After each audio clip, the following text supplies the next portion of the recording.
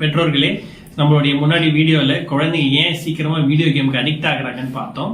இன்னைக்கு இந்த வீடியோல நம்ம வீடியோ கேமுக்கு அப்படி குழந்தைங்க அடிக்ட் ஆகிற பட்சத்துல அவங்க அதுல இருந்து எப்படி மீட்டு வெளியே கொண்டு வர்றதுன்றதை நான் சொல்ல போறேன். ரைட். முதல்ல தெரிஞ்சுக்க வேண்டிய விஷயம், நம்ம ஒரு பெரியவங்கள ஒரு அடல்ட்ல ஒருத்தவங்க அடிக்ஷன்ல இருக்கிற மாதிரி குழந்தைங்கள்ல இந்த அடிக்ஷனை அவங்க உணர மாட்டாங்க.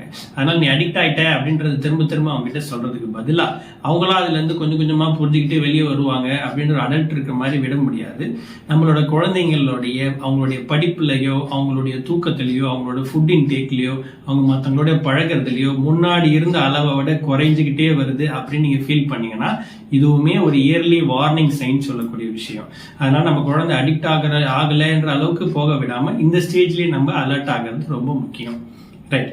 ஸோ இப்போ என் குழந்தைய என்னை மாதிரி நான் ஹேண்டில் பண்ணலாம் அப்படின்றத விட குழந்தைங்களுக்கு இன்னைக்கு காலகட்டத்தில் கேம் இல்லாம குழந்தைங்களை வளர்ச்சியில தடுக்க முடியாத ஒரு பகுதி ஆகிப்போச்சு. அப்படி இருக்கும் போது அப்படிப்பட்ட கேம்ல என்ன கேம் நம்ம பண்ணக்கூடாது, சஜஸ்ட் பண்ணக்கூடாது அப்படின்ற ஒரு விஷயங்கள் முடிஞ்ச வரைக்கும் குறைச்சிக்கலாம்.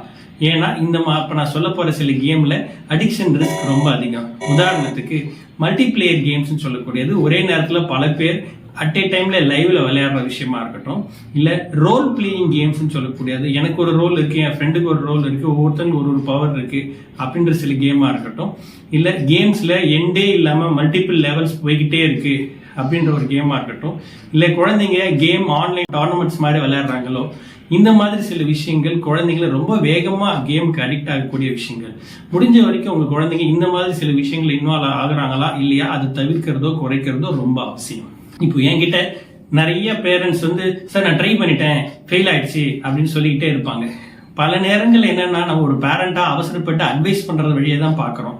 குழந்தைங்களோட இந்த ரிகவரியில பெரிய பங்கு வகிக்கிறது என்ன விஷயம் கேட்டீங்கன்னா அவங்களுடைய மோட்டிவேஷன். ரைட். மோட்டிவேட்டே பண்ணாம எந்த ஒரு விஷயத்துல இருந்து வெளியில வர முடியாதுன்றது அல்டிமேட்டா எல்லா அடிக்ஷன்லயும் ஒரு ரூல். ரைட். என் குழந்தை எப்படி சார் மோட்டிவேட் பண்ணலாம் அப்படின்னா நீ அடிக்ட் ஆயிட்ட சீக்கிரம் வெளியே வரணும் அப்படின்னு சொல்றது இல்ல வழி. நீ டைரக்டா நம்ம பேரண்டா நம்ம அவங்கள பாயிண்ட் பண்ணி நீ அடிக்ட் ஆயிட்டேன்னு சொன்னா குழந்தைங்க நம்மள எதிரி மாதிரி பார்க்க ஆரம்பிச்சிருவாங்க.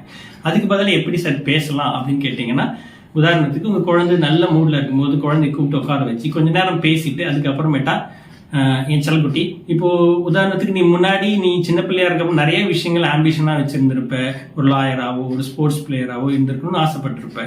ஸோ கொஞ்ச நாளா உன்னுடைய பெர்ஃபார்மன்ஸ் முன்னாடி நீ ஆசைப்பட்ட அளவுக்கு இருக்கா, நீ ஆசைப்பட்ட விஷயம் இந்த அளவுக்கு இருக்கு, இப்போ கொஞ்ச நாளா உன்னோட பெர்ஃபார்மன்ஸ் உனக்கு திருப்தியா இருக்கா அப்படின்னு ஒரு ஓப்பனான ஒரு கொஸ்டின் ஸ்டார்ட் பண்ணுங்க. குழந்தைங்க சில நேரங்கள் கொஞ்சம் யோசிப்பாங்க, பட் அவங்களே ஒரு ஸ்டேஜ்ல அதை அக்செப்ட் பண்ண ஆரம்பிப்பாங்க. பட் அப்படி அவங்க சொல்லும் போது ஏன் அவங்களுடைய குறிக்கோளுக்கும் இப்ப இருக்கிற அவங்களுடைய சூழ்நிலைக்கும் மேட்ச் ஆகல, அதுக்கு என்ன காரணங்கள் இருக்கலாம் அப்படின்னு சொல்லிட்டு அவங்க கிட்ட இருந்து சில பிளஸ்ஸான விஷயங்கள் சில மைனஸான விஷயங்கள் என்னவா இருக்கலாம்னு சொல்லிட்டு சில பாசிபிள் ரீசனை எழுதிக்கிட்டே வாங்க. அதுல ஏதோ ஒரு காரணத்தினால அவங்களுக்கு டைம் கிடைக்கல, அவங்க டயர்ட் ஆயிடுறாங்க, தூக்கம் வரல அப்படின்னு சில ஒரு கேமிங்னால ஏற்படுற விளைவுகள் ஒரு லீட் கிடைக்கும். அதை வச்சு குழந்தைங்களுக்கு இன்டைரக்டா அந்த பாயிண்ட்டுக்கு கொண்டு வர முயற்சி பண்ணணும். பல நேரங்கள்ல டைரக்டா குழந்தைங்க அந்த விஷயத்துக்கு வர மாட்டாங்க. ஸோ குழந்தைக்கு கேமிங் ஒரு விஷயத்த ப்ராப்ளமா ரெகக்னைஸ் பண்ண வைக்கிறது தான் பெரிய சேலஞ்சான விஷயம். ஸோ அதை இன்டைரக்டா அவங்களுக்குள்ள ஒரு மோட்டிவேஷன் கொண்டு வரதுக்கு கோலை வச்சு டிஸ்கஷனை ஸ்டார்ட் பண்ணுங்க. ஸோ குழந்தைங்களுக்கு அந்த கேமை விளையாட ஆரம்பிக்கும் போது அவங்க கூட நம்ம ரொம்ப எம்பத்தட்டிக்கலா அவங்க இடத்துல இருந்து யோசிச்சு பார்க்கணும். எனக்கும் தெரியுது நீ எவ்வளவு முயற்சி பண்ற, ஆனா இருந்தாலும் அந்த டைம் வரும்போது உனக்கு கேம் விளையாடணும்னு தோணுது இல்லையா அப்படின்ற ஒரு விஷயமா இருக்கட்டும். இல்ல பல நேரங்கள்ல குழந்தைங்கிட்ட ஏன் விளையாடுற, என்ன காரணத்தெல்லாம் அவனுக்கு விளையாட தோணும் அப்படின்னு கேட்டு பாருங்க. குழந்தைங்க நல்ல இன்ட்ரெஸ்டிங்கான விஷயங்கள் சொல்லுவாங்க. நான் ஏற்கனவே சொன்ன வீடியோல இருக்கிற மாதிரி எனக்கு தனியா இருக்கேன், எனக்கு ரொம்ப பயமா இருக்கு, எனக்கு போர் அடிக்குது, எனக்கு ஃப்ரெண்ட்ஸ் இல்லை, இந்த மாதிரி சில ரீசன்ல தான் குழந்தைங்க கேம் எடுத்து தேட போவாங்க. ஸோ என்ன ட்ரிகர் அவங்களுக்கு இருக்குன்றத உங்க குழந்தையோட மனசுக்குள்ள போய் நீங்க தேடி கண்டுபிடிக்க முயற்சி பண்ணுங்க. பல நேரங்கள்ல இதுக்கு முன்னாடி அவங்க இந்த மாதிரி வேற சில பிடிக்காத சில ஹேபிட்ல இருந்து வெளியே வந்திருப்பாங்க. அது ஒரு பெரிய உதாரணமா எடுத்து நீ அந்த விஷயத்துல இருந்து வெளியே வந்திருக்க, இதுலயும் உன்னால வெளியே வர முடியும் அப்படின்னு பாசிட்டிவா சொல்லுங்க. அப்படி நீங்க ஏதாவது ஒரு விஷயங்களை சொல்லி அவங்க சின்ன சின்ன விஷயங்கள ஸ்டெப்ஸ் எடுத்து அச்சீவ் பண்றாங்களா, அவங்கள திட்டினதுக்கு ஈக்குவலா அவங்கள பாராட்டணும். நேற்றை விட இன்னைக்கு நீ ரொம்ப சீக்கிரமா ஹோம்ஒர்க் முடிச்சிருக்க, கண்ட்ரோல்டா நீ விளையாடி இருக்க அப்படின்னு அப்ரிஷியேட் பண்ண ட்ரை பண்ணுங்க. ரைட். நான் மோட்டிவேட் பண்ணிட்டேன் சார். இப்போ குழந்தைக்கு நான் இன்டர்வென்ஷன் எப்படி பண்ணலாம் அப்படின்றதுக்கு முன்னாடி சில பேசிக்கான அசஸ்மெண்ட் நம்ம குழந்தைய பத்தி நமக்கு தெரிஞ்சிருக்கணும். அதுல ஃபர்ஸ்ட் அசஸ்மெண்ட்ஸ்ல நமக்கு ஒரு ரெக்கார்ட் இருக்கணும். நம்ம குழந்தை எந்த மாதிரி டைம்ல விளையாடுறாங்க, எவ்வளோ நேரம் விளையாடுறாங்க, அந்த கேமோட கண்டென்ட் என்ன மாதிரி கேம் கண்டென்ட் இருக்கு, அவங்க எந்த மாதிரி சந்தர்ப்பத்தில் பர்டிகுலராக விளையாடணும்னு தோணுது அப்படின்ற சில எல்லா ஃபேக்டர்ஸையுமே நோட் டவுன் பண்ணுவாங்க. இல்லை சார் என் குழந்தைக்கு சில நேரங்களில் வேற ஏதாவது ஸ்டாண்டர்டான சில வழிகள் இருக்கான்னு கேட்டிங்கன்னா சில கொஷினர்ஸ் இருக்கு.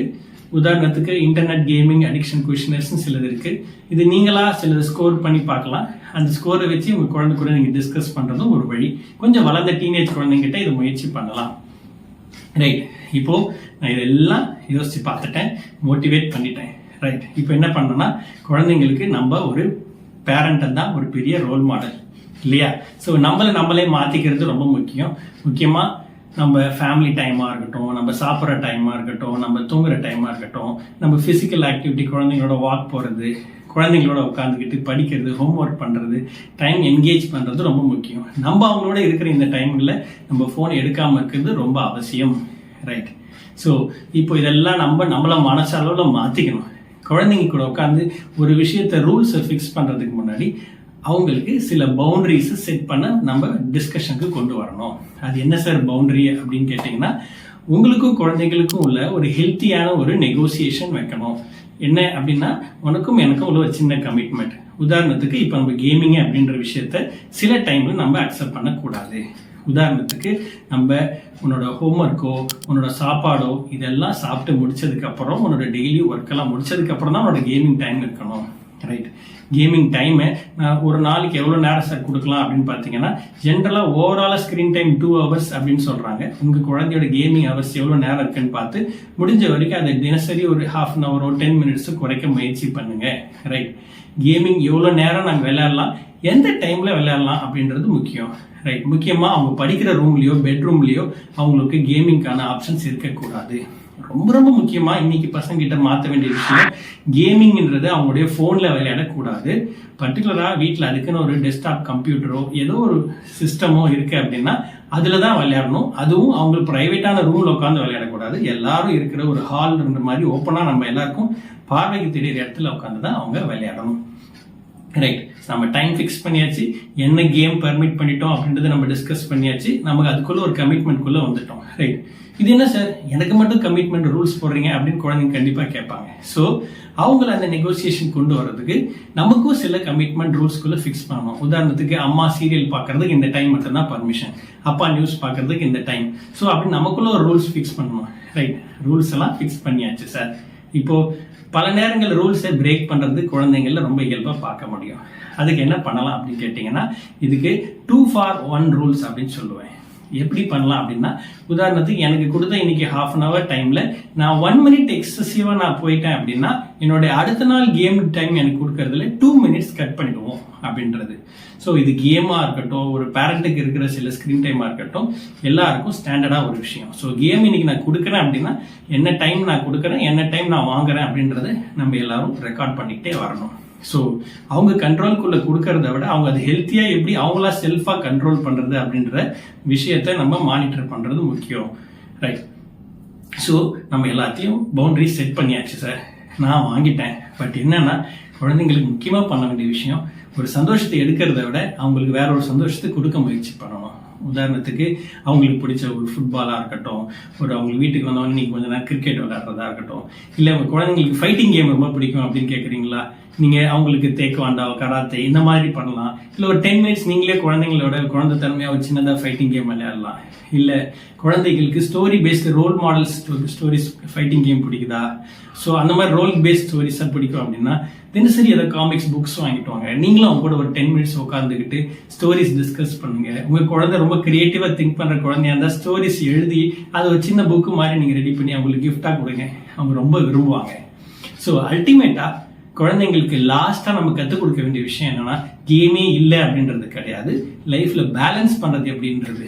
உதாரணத்துக்கு கேம் ஒரு சின்ன பகுதி தான் நம்ம வாழ்க்கையில. நம்மளோட ஹெல்த் ஸ்லீப் எப்படி நம்ம மெயின்டைன் பண்ணணும், நம்மளோட ஸ்கூல் மார்க்ஸ் எப்படி மெயின்டைன் பண்ணணும், எனக்கு ஃப்ரெண்ட்ஸ் ஃபேமிலி மெம்பர்ஸ் கூட நான் எவ்வளோ நேரம் டைம் ஸ்பெண்ட் பண்றேன், இது எல்லாத்தையும் நம்மளும் ஒரு ரோல் மாடலா இருந்து அவங்களுக்கு கேம்ன்றது லைஃப்ல ஒரு சின்ன பார்ட், அப்படின்ற ஒரு விஷயத்த ரெண்டுத்தையும் பேலன்ஸ் பண்ணி எப்படி நம்ம கொண்டு போகணும் அப்படின்றத யூஸ் பண்றது கற்றுக் கொடுக்கணும். நம்ம இல்லாத நேரங்களில் குழந்தைங்க கேமிங்கை யூஸ் பண்றதுக்கான வாய்ப்புகளை முடிஞ்ச வரைக்கும் குறைக்க பாருங்க. அதுக்குன்னு சில ஆப்ஸ்லாம் இருக்கு, பேரண்டல் கண்ட்ரோல் ஆப்ஸ்னு இருக்கு, அது முடிஞ்சாலும் முயற்சி பண்ணுங்க. ரைட். ஸோ அல்டிமேட்டா என்னன்னா, நான் இதெல்லாம் முயற்சி பண்ணேன் சார், ஆனால் என் பையன் என்ன விரோதி மாதிரி பார்க்குறான் என் பிள்ளைங்க அப்படின்னு சொல்லும்போது என்ன பண்ணணும்னா, உங்களுக்கு குழந்தைக்கு உள்ள ஆல்ரெடி ஒரு விரோதம் ஸ்டார்ட் ஆயிடுச்சுன்னு அர்த்தம். அது எப்படி சார் ஹேண்டில் பண்ணலாம்னா, முதல்ல குழந்தையா நீங்க அவங்க கூட சேர்ந்து நீங்க எனிமி மாதிரி இல்லாம அவங்களோட ஃப்ரெண்ட் மாதிரி அவங்க சர்க்கிள்ல போயிட்டு நீங்களும் அவங்க கூட உட்காந்துட்டு ஒரு கம்பெனியான ஜாயின் பண்ணி அந்த கேமுக்குள்ள போங்க. 2 பேர் சேர்ந்து விளையாடுங்க. அவன் கொஞ்ச நேரங்கள் அவங்க கூட சோஷியலா பேசிக்கிட்டே விளையாடுற பட்சத்துல குழந்தை உங்களை அவங்களோட உலகத்துல ஒரு ஆளா பார்த்துக்கிட்டு அதுல இருக்க பிளஸ் மைனஸ் உங்க கூட டிஸ்கஸ் பண்ணுவான். ஸோ தட் உங்களுக்குள்ள ரிலேஷன்ஷிப் உண்டாக்கிட்டு அதை கண்ட்ரோல் பண்ண முயற்சி பண்ணீங்கன்னா ரொம்ப சுலபமான ஒரு விஷயம். ரைட். இதெல்லாம் நான் பண்ணி பார்த்துட்டேன் சார், எனக்கு ஃபெயில் ஆயிடுச்சு அப்படின்னு நிறைய பேரண்ட்ஸ் சொல்லுவாங்க. நல்லா புரிஞ்சுக்கங்க, ஒவ்வொரு ஃபெயிலியரும் குழந்தை நமக்கு ஒரு வாய்ப்பை கற்றுக் கொடுத்துக்கிட்டே இருக்கான்.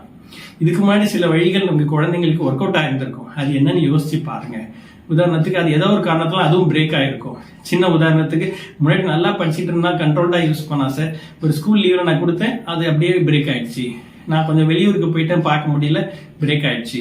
அவனுக்கு ஃப்ரெண்ட்ஸ் இருந்தாங்க, அவனுக்கு ஒரு பெட் அனிமல்ஸ் இருந்தது, அப்ப டைவர்ட் ஆனா இப்ப எல்லாம் பிரேக் ஆயிடுச்சு. ஸோ இந்த மாதிரி அவனை முன்னாடி அவனை டைவர்ட் பண்ணி என்கேஜ் பண்ண சில ப்ரொடெக்டிவ் ஃபேக்டர் என்னவோ அதை கண்டுபிடிச்சு கொண்டு வர முயற்சி பண்ணுங்க.